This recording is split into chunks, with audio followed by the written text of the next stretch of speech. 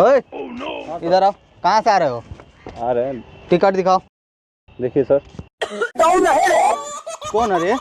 कहाँ से आओ तले? साहब बिहार से आवत तनी, बम्बई जातनी कमाए। टिकट दिखाओ। नहीं क्या साहब? पैसा बा? बाप रे। कपड़ा कैसे चढ़ गई रे? पैसा दे। साहब पैसा नहीं क्या साहब? तब तो के जेल होई। कहाँ गए? ए साहब हे दे पानी। Bye bye Tata.